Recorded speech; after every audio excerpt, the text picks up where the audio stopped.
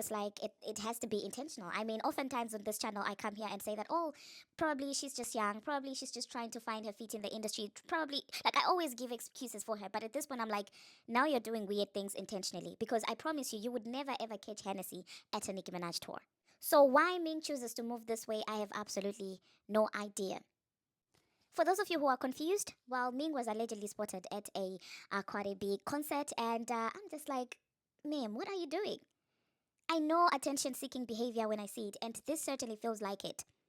And this is not a situation where this woman, is not just cordial with your sister. I mean, recently they went back and forth. She said some disgusting things about your nephew.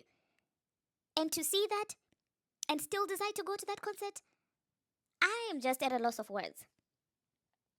And the sad part is there are some babs that are going to cloak her for that. Okay? There's some babs that won't just talk about it the way that I'm doing. And when those babs start doing that, she's going to turn around and she's going to play victim. And TMZ is going to write a headline. And they're going to start saying, look at Nicki Minaj fans coming for even her own family. So I don't understand why she's deciding consciously to contribute to that narrative. Like, at this point, it has to be intentional because you cannot tell me otherwise. She knows very well the headlines that are going to be circulating. I promise you, by the time this video probably comes out, there's going to be an article about it on TMZ. And seeing how these people clearly are trying to get your sister into a mental institution by this constant mental A word, and you still choose to do this and you choose to contribute to this, that's a choice. Because if you guys have not been catching up, TMZ is at this point obsessed with Nicki Minaj. Like, they are literally asking any and every random person they meet about Nicki Minaj, especially if they're Democrats, because they know that they're going to be crushing out on it. I just watched this lady, and she went in. Like, at first she was like, I support what Dion said. Everybody that got what deserved it. Blah, blah, blah, blah. And then she went in. She was literally foaming at the mouth, talking about Nicki Minaj. I promise you, 80% of what she was talking about was centered on Nicki Minaj. And how this person's opinion on Nicki Minaj is relevant, I absolutely don't know. Is she a female rapper? No. She's a Democrat. So I don't know at this point if they're just gonna see every Democrat and ask them what they think about Nicki Minaj. They're even asking Democrats what they think about Nicki Minaj more than asking them what they think about Trump. And the more you look at that obsession, is the more you actually realize that she must have a lot more influence than these people would want to believe. We didn't see this energy with Kanye. We didn't see this energy with Amber Rose. But all of a sudden, it's Nicki Minaj, Nicki Minaj, Nicki Minaj. And you can see that they're trying to do to her what they did to Britney Spears, which is sad. And for every woman that is behind this, every woman that is perpetuating this, I do hope your day will not come.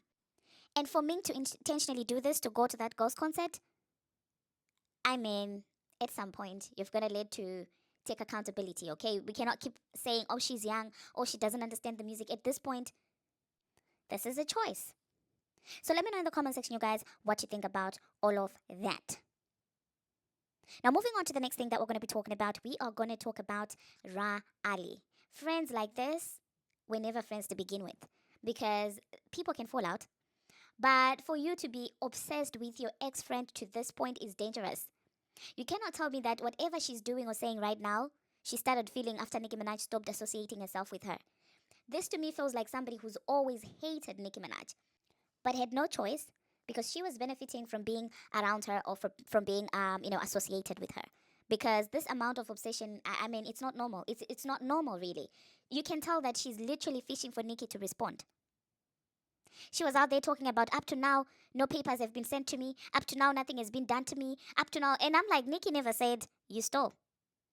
It's like she wants Nicki to say something so that her crash outs can be justified.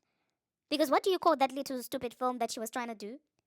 What do you call her constantly antagonizing this girl when she didn't even speak about her publicly? And people are beginning to think that she's the one who was actually feeding Nicki's information to the other girl. And the fact that she exposed herself and she didn't even realize it. She was like, oh, I didn't steal any money because there's not enough money in those accounts to steal anyway. How did you know that, Ra? Did you see what we're talking about? In one breath, you didn't steal the money. In another breath, you're trying to tell us that you know every detail about Nicki Minaj's financial standing. And do you know who was out there calling Nicki Minaj broke? It was Cardi B. Do you know who was out there trying to talk about a story of where we fought, whatever, back then when she was dropping her album? It is Ra Ali, unprovoked. And I remember some babs cloaked that. And they say this is promo. This is promo for Cardi B. They're trying to bring back that conversation because she just started to talk about that out of nowhere. And I'm glad the babs never fed into it. I'm glad the babs, cloaked that and never paid it any form of attention. It's very funny that the narratives that Ra is trying to throw into the air, into the world like that, these are the same narratives that Cardi was running with. And knowing how Nicki Minaj moves, I wouldn't be surprised if she was planting stories to Ra to try and find out if she truly is snitching about her to people. It's very funny to me, but let's see how all of this is going to play out. Let's see if she finally gets the attention that she's seeking, what she's planning to do. Speaking about plans and everything, let's talk about the Breakfast Club and Jess Hilarious and what she had to say about them losing touch and not being in sync with their audience. So, in an interview, she revealed that, well, since we moved to Netflix, it feels like we're censored. It seems like we are not in touch with our audience. We lost a lot of our audience, blah, blah, blah, blah. And they're trying to make it seem like this audience loss is because of their new deal with Netflix. And I personally beg to differ. They know exactly why the audience is moving away from them. And we know exactly why the audience is now moving away from them. And the simple reason is people got tired of the PR campaigns, people got tired of the BS, people got tired of the propaganda. That's the truth. At some point, these people really thought that, they could just be biased and rub it in their audience faces. And it's the same problem that's going on with Joe Biden. At some point, people will get tired. Bias is exciting when it's beginning. When people are still wondering, are they biased? Are they making sense? Oh, are we thinking too much into this? Are we not? But when it becomes very clear and apparent that when it comes to certain people, you're always going to say negative stuff. When it comes to a certain group of people, you're always going to say positive stuff. It becomes less interesting because your response to everything becomes predictable. Just as it was predictable that the Dion call situation, they would handle it that way. Everybody knew. Do you know that sometimes when I'm scrolling through X, when I see a Breakfast Club clip, I don't even need to turn on the volume to know their opinions or their stance concerning that topic. Like I see the headline, I see, oh, they're talking about this, and I can almost predict their line of conversation. That's how ridiculously biased they are. I see Jay-Z, I know they're going to be praising him. I see a headline about Jay-Z in a negative line, I know they're going to be making excuses for him. I see Drake, I know they're going to be hating and crucifying him. I see Nicki Minaj, I know they're going to be praising people that are getting into it with Nicki Minaj or hating Nicki Minaj for clapping back at people who provoked her. It's like very predictable. I don't even need to turn on the volume. I just see that. And most times when I finally do turn on the volume, guess what? I'm always right. So tell me what sane person would be interested in that. It's almost predictable. And that is the reason why they're losing touch. And it's not even about the Netflix thing. People were going to get tired at some point. And the fact that they're lying to themselves about this, I'm just like, the delusions are never going to end. Because if you cannot be honest with yourselves about what went wrong or what is going wrong, then you are beyond redemption at this point. Anyway, let me insert what they had to say, and then I'll catch you guys after that. I ain't gonna lie, yo, since Breakfast Club been on Netflix, man, our engagement, our people be, all the fans that we built up over time, or that they built up, I just got here, that they built up over time on YouTube, oh my God, they feel neglected because Netflix was like, nope, we want all of it. Y'all can't have no other social media presence, none. So now we gotta find other content to do that can go on our other platforms, but it's okay because Just Hilarious got that in a bag, shorty. So make sure y'all tune into Just's Thoughts. I started doing a segment where apparently when we Well, there you heard that, you guys. There you heard that. Now, moving on to the next thing that we're going to be talking about, let us talk about Jasmine Crockett. The thing about it is that oftentimes people just don't want to learn. People don't want to learn, and people tend to not pay attention when others are giving them advice. In 2026, for your campaign to be based on a stereotype of what a black woman is supposed to be, for that to be the core of your campaign, it's not beneficial to you. Because 2026 is a different era altogether. People are really beginning to exercise critical thinking. People will not look at you and say, because my grandmother told me this, I have to give you my vote. That's not what's happening in 2026. And for some Democrats, it seems like they are still stuck in those ways of thinking, just because I am, the people will vote for me. Just because of this, the people will vote for me. And so leading your campaign by saying, I'm a woman, vote for me, or I'm black, vote for me, it's just not going to work. It's not enough. It's not going to suffice in 2026. And people are continuing to make the same mistakes that Kamala made, and they are expecting a different result. And at this point, it's a choice, which is very sad, eh? So, in summary, after Jasmine had all that she had to say about Nicki Minaj and cussing her out for choosing her political side and begging for an endorsement from, Cardi B, I guess, I don't know what voters she was supposed to, she was expecting to get from the endorsement with Cardi, but anyway, she decided to go with it. She was even running around going to a concert and everything. And we clocked it. We said this is not going to work on her favor. And it didn't. It really didn't work. And the thing is, when you become overzealous about things, that don't necessarily matter in your own line of work. For example, the opinions of female rappers and stuff like that. And instead of focusing your energy on where it matters, like telling your supporters how to vote, where to vote, things like that. When you don't pay attention to important things like that and then you exhaust your energy by talking about Nicki Minaj, this is bound to happen.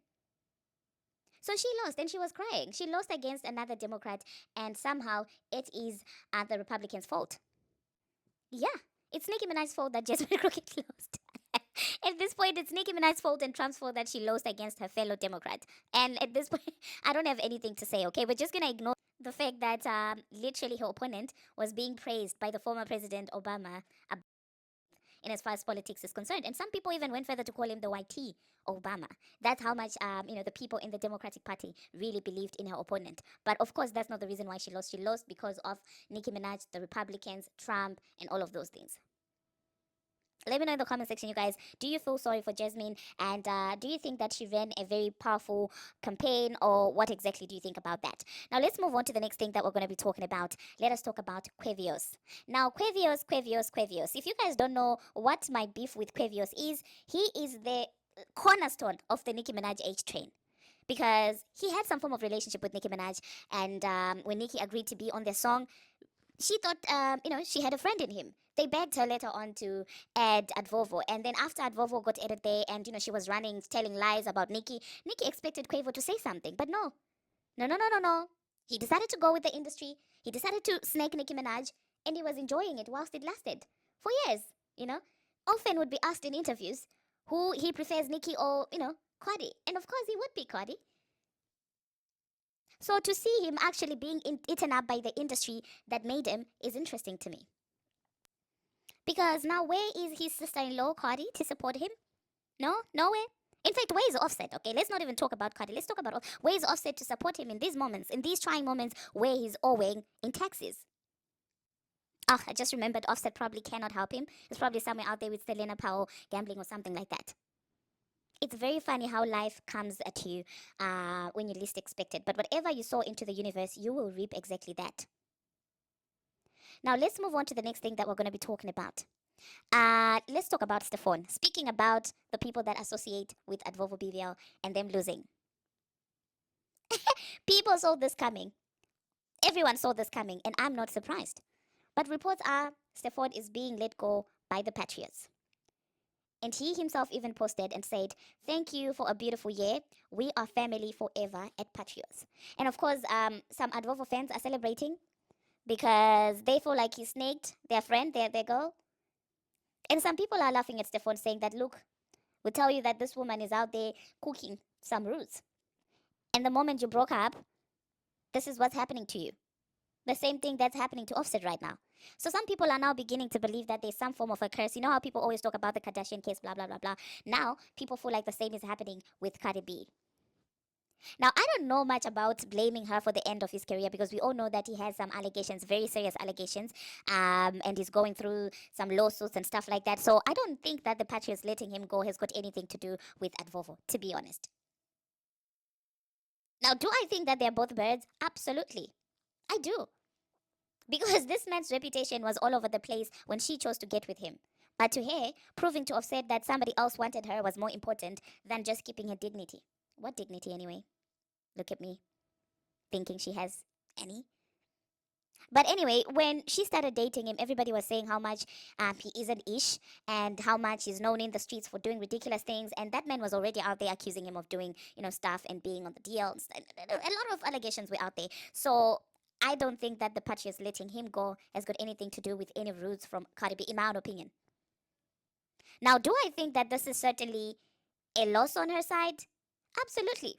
Because in her quest to try and prove to Offset that somebody else wants her, she ended up with this man. And, Instead of just, laying down and enjoying each other's time, they decided to procreate.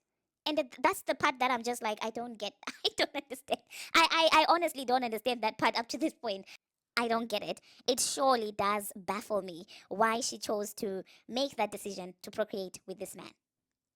But what do they say? Children are blessings. So, I mean, what happened happened. And let me know in the comment section what you think about the situation of everybody associated, endorsed with her, just ending up losing. What do you think is going on? Do you think there's some form of curse? What is this? Because at some point, I mean, today it was 3 in 1. There was Stephon news, there was Quavo news, there was, who's this girl? Jasmine news. And the Bubs said, I saw a lot of tweets from the Bubs when she was speaking smack about Nicki Minaj and they were endorsing each other.